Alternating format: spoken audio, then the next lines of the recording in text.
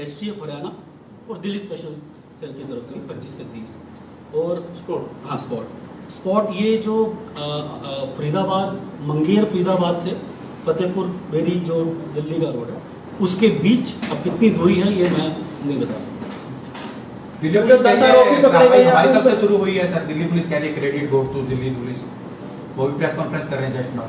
नहीं, अभी कर रहे हैं ना, जो मेरे पास इंफॉर्मेशन है उन्होंने क्लियरली कहा है इट इज दी उन्होंने जॉइंटली तो कहा ही है, उन्होंने ये कहा है it was the input of the STF की इंटेलिजेंस है, जो मैंने एक मैसेज पढ़ा है आप उससे क्लियरली पढ़ लीजिए।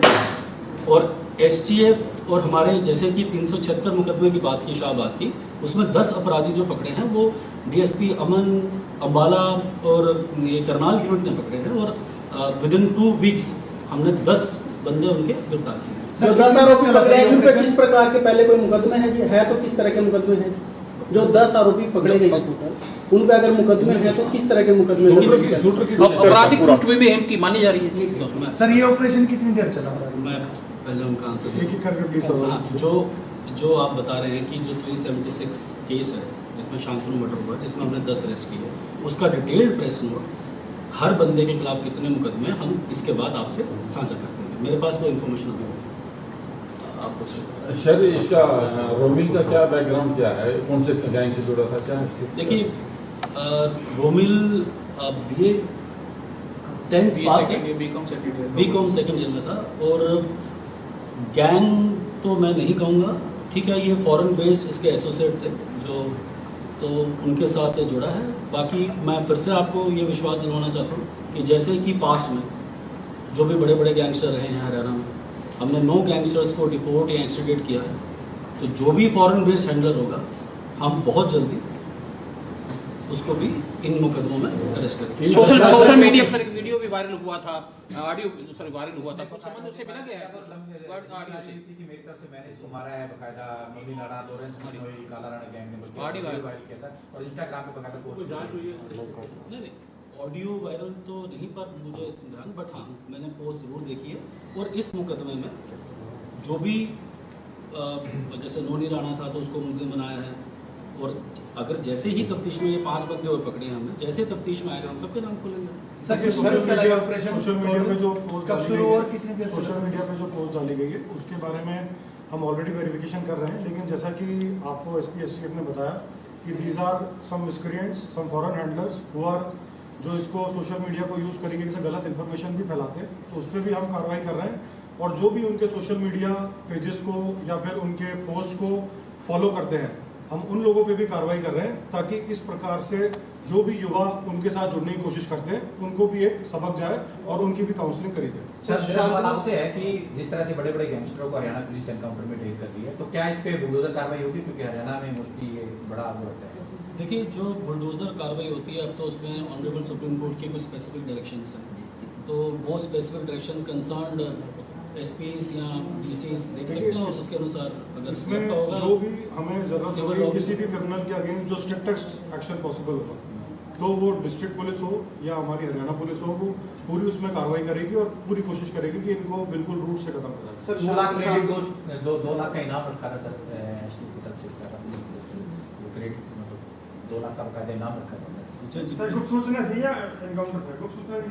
देखिए, मैंने स्टार्टिंग में कहा कि एक सूचना प्राप्त हुई और it is a combination of human and technical surveillance, digital forensic, ये सभी का कॉम्बिनेशन। सर कितना समय लगेगा जो आरोपी पकड़े? कितनी देर चला सर ये ऑपरेशन? देखिए, आप अगर पूरी हम रेकी की बात करें तो हम कल नाइट से ही हम सर्च कॉम्बिंग ऑपरेशंस, तो आई कैन नॉट डिफाइन कि कितनी देर चला ये ऑपरेशन, क्योंकि कॉम्बिंग, सर्च, नाकाबंदी, कितने एंट्री एग्जिट पॉइंट्स हैं। सर फायरिंग वाला सर जो फायरिंग की शूटिंग, मैं देखो मैं वो भी कह रहा हूँ ना, ये तो इन्वेस्टिगेशन है, वहाँ भी पर्चा दर्ज होगा, जो FIR की कॉपी आएगी उसमें सब ये चीज़ें लिखी होंगी, वो आपसे हम डिटेल प्रेस नोट में शेयर करेंगे। सर मामले में जो आरोपी पकड़े थे इनमें शूटर कितने हो गए?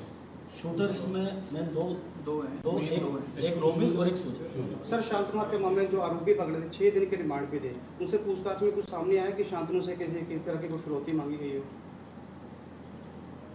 देखिए, इसमें जो हमारी इन्वेस्टिगेशन STF कर रही है, जिसमें जो 5 आरोपी पकड़े गए थे पहले, उनसे डिटेल्ड इंटरोगेशन करी गई। उन्हीं से हमें आगे से आगे लीड मिली, जिसमें फर्दर एसटीएफ ने 5 आरोपियों को और गिरफ्तार किया है और उनका रिमांड लेके हम उनसे डिटेल्ड इंटरोगेशन करेंगे कि असले कहाँ से आए थे और जो भी जो स्कूटर थी, बाइक थी, कहाँ से आई थी, ये सारी इन्फॉर्मेशन एसटीएफ के द्वारा और आपसे आगे शेयर करी जाएगी जब उन एक्यूज से इंटरोगेशन पूरा हो। सर, इस केस में कोई महिला का भी जिक्र है सर? इस केस में कोई किसी आरोपी महिला, कोई ऐसा भी है, कोई पैसे कोई किसी को दिए है, क्योंकि कोई चर्चा ही चल रही है? केंद्रीय की महिला का नाम आया सर सामने, कोई नाम आया महिला का?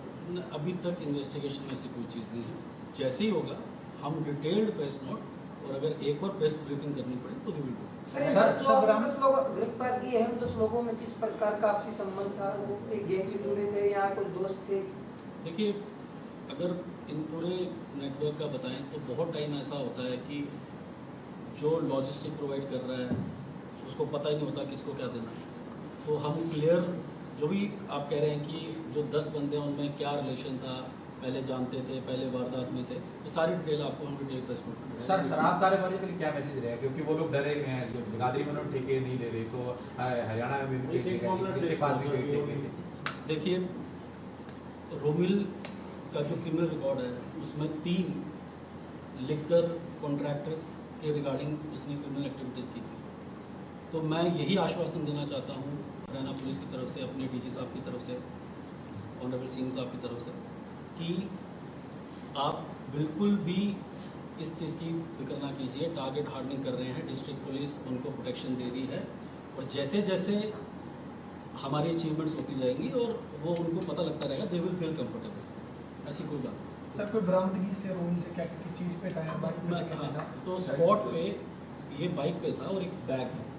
तो उस बैग से क्या बरामद हुआ वो जो इन्वेस्टिगेशन करेगा यूनिट दिल्ली पुलिस का, वो डिटेल देगा। रोमिल के साथ और भी था कोई? नहीं, तो अकेला था रोमिल? के साथ कोई। कौन से थे अभी तक अगर हथियार कौन से होंगे सर? वो तो हथियार तो बरामदगी जो अभी मुझे प्रिलिमिनरी बताया गया है कि एक चाइनीज़ मेड पिस्टल था। तो अब एग्जैक्ट वो कितने mm था, ये FSL आके वो डिटेल रिपोर्ट देती है, हम आपको शेयर कर देंगे। सर, जो विदेशों में बैठे जो गोली मारी गई थी वो कौन से हथियार से मारी गई थी? चर्चा है कि वो भी विदेशी हथियार था। बिल्कुल, वो 9mm के हथियार से मारी गई। कुछ विदेशी हथियार विदेशी था? विदेशी नहीं था, वो था मतलब कंट्री मेड। अच्छा, सर, जो विदेशों में बैठे सर जो अपराधी हैं, क्या उन पर भी लगाम कसी जाएगी? मैंने वही बात की आपसे। देखिए, ये प्रोसेस होते हैं कि जिसमें काफ़ी कॉरस्पॉन्डेंस होती है और सेंट्रल एजेंसीज के साथ कोऑर्डिनेशन होता है। तो हम एसटीएफ में एक स्पेशल डेस्क है LOC RCM और डिस्ट्रिक्ट्स में इसमें काम कर रहे हैं। हमें जैसे जैसे इंफॉर्मेशन मिलता है, जो भी इंटरपोल नोटिस हो, रेफरेंसेज हों, हम अपने ILO के थ्रू हम ये कॉरस्पॉन्डेंस टाइम टू टाइम करते हैं।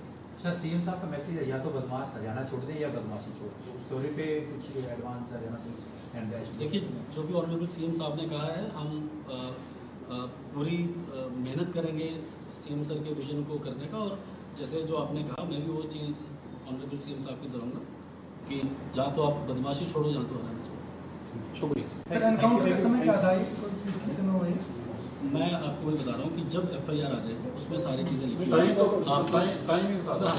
After 4 AM। अब आफ्टर 4 AM क्या एग्जैक्ट टाइमिंग है वो मैं आपको बता। जगह कौन सी थी सर? जगह मैंने बता दिया, मंगेर फरीदाबाद दिल्ली थी, हरियाणा थी sir?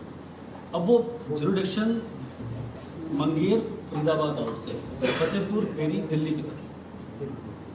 Okay, thank you sir. Thank you, बहुत बहुत धन्यवाद आपका। सर, ये कंफर्म हो गया, दिल्ली पुलिस को छोड़ दिया। अच्छे हैं, अगर आपने शॉर्ट